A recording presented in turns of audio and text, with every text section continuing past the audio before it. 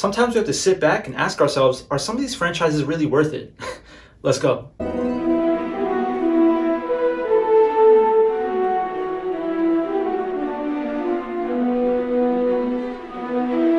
Before we kick off this review, my name is Chris and thank you so much for watching. I appreciate it if you hit that like button, and if you're new to the channel, hit that subscribe button.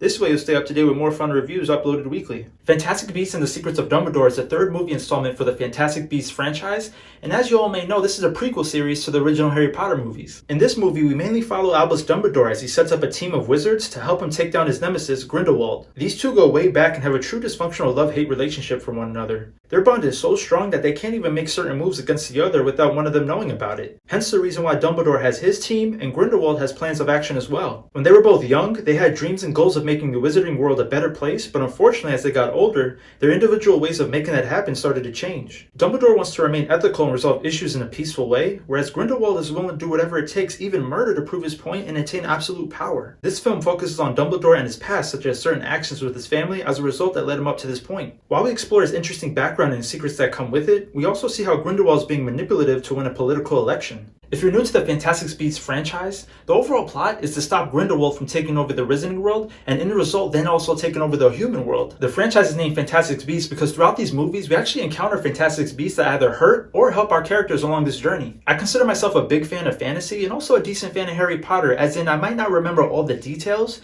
but I do want to support the franchise and see how far they could take the story. But I would say if you're not a big fan of Harry Potter or fantasy, then it might be difficult to remain engaged and excited while watching this film. You'll definitely notice and appreciate the acting, the lighting, cinematography, and the music. But without a great story, it will eventually lack the connection between the characters and the viewers. A great story includes a heroic plot and character development, in my opinion. The characters are all great in their own way, however, the franchise as a whole for Fantastic Beasts is all over the place when it comes to the narrative. I mentioned before how overall it is about Grindelwald at the end of the day, however, each movie so far kind of focuses on one character per movie. I feel like the first movie was all about Newt Scamander and his love of animals as in the Fantastic Beasts. Then the second movie was all about Credence and Grindelwald, and now this third movie is mainly about Dumbledore and Grindelwald. It was a little disappointing to see how much of an impact Credence had in the second movie to only have him underutilized and kind of on the back burner in this movie. There's just too many characters to focus on one, but the filmmakers try hard in the story to make the characters feel bigger than they are. It's also strange when you have a huge franchise like this and one of your main actors gets replaced for the role. Many of you are probably aware of the trial going on right now between the abusive relationship between Johnny Depp and Amber Heard. Well, because of all the controversy, the studio decided to let Johnny Depp go and replace him with actor Mads Mikkelsen. I was on board and still interested in what Johnny Depp could bring to the character of Grindelwald, but I'm also excited to see Mads Mikkelsen because I'm a big fan of his work. But as a viewer, when you get invested in a character like this, sometimes a big change could cause some detachment. Don't get me wrong, because Jude Law as Dumbledore and Mads Mikkelsen as the new Grindelwald definitely had great chemistry together, and I would still recommend checking it out. But I don't know, because for me, I've always had this strange personal disconnect with the Fantastic Beasts franchise. And every time I talk with my friend, I feel like we can never see eye to eye. She loves fantasy and the wizarding world of Harry Potter, as do I. However, I think she has a better understanding of the lore than I do. Since this new franchise is a prequel to the original Harry Potter franchise, there are so many Easter eggs and references in these movies that answer many questions from some of the original characters. Hence the title of this movie, The Secrets of Dumbledore, which I'm not gonna lie, by the end of the movie I did feel kind of underwhelmed because I thought some of the secrets would have been juicier. You know what? Juicy is probably not the correct word to use because some of these secrets were huge. Like, don't get me wrong, we learned so much about Dumbledore's family history, but I think for me I was expecting a little bit more. However, there was one secret which was huge. I'm not gonna lie to you guys. Like, he was looking at this painting of... Let me pause right there. Let me stop right there. I'm not gonna spoil anything. Dumbledore, you know I got your back because... Your secrets are safe with me. Now that I look back on it, my feelings towards this could be due to the script once again. Since there was so much going on with the other characters and their own plot lines, this could be the reason why I felt some of his secrets might have got brushed over. And it could have also been the delivery of these moments, but I think I just need to give this movie another chance because I feel like I'm talking crazy at this point. I also have to keep in mind that Harry Potter was mostly funny and charming in the first 3 films, and then after that when the kids got older, the story gets darker. This new franchise has that same tone because all the characters are adults and obviously know how to do magic, so there's no new learning involved, whereas in the original, they were always at school learning something. I've also realized that the past 7 movies in the Harry Potter universe have all been directed by the same person, who is David Yates. I can say that I'm somewhat happy with what he did to the films up to this point.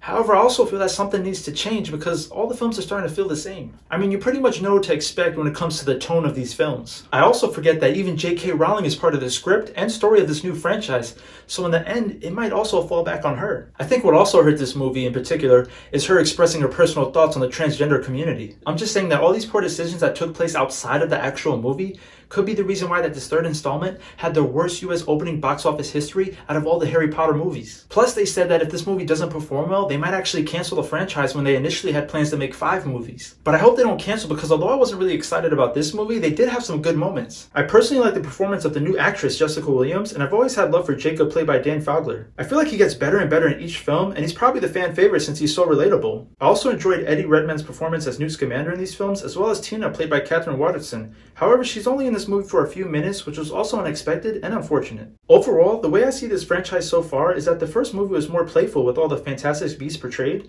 and the second movie was more suspenseful with the mystery between Credence and Grindelwald. But now this third movie, although they did have some secrets revealed, the overall plot was underwhelming. I was more involved at the beginning of the movie when the wizards formed a team to take down Grindelwald, but by the time they separated and came back together, I was a little drained due to the slow pacing and several side quests. I say this a lot in some of my reviews for movies, but this Fantastic Beasts franchise would totally benefit from being a TV series. You can see how this was successful for big franchises such as Star Wars and Marvel. There's definitely no hate for this franchise on my end, even though it may sound like it, but it's definitely a necessary story to be told. Grindelwald had to walk the streets of evil so that Voldemort could run. Even when these new movies play a glimpse of that original Harry Potter score, you just get that feeling that everything will be fine and work out. Plus, you can't deny the actors who always bring their A game and how visually stunning some of the action sequences, fashion choices, and set pieces are. Everybody say, I won't tell. Mental, that one, I'm telling you. If you enjoyed this video, make sure you hit that like button, and if you want to see more, just subscribe. If you want notifications for new uploads, hit that bell icon. Also, if you could share this video with your family and friends, I would greatly appreciate it. Thanks for watching, and I'll see you on the next one. Peace.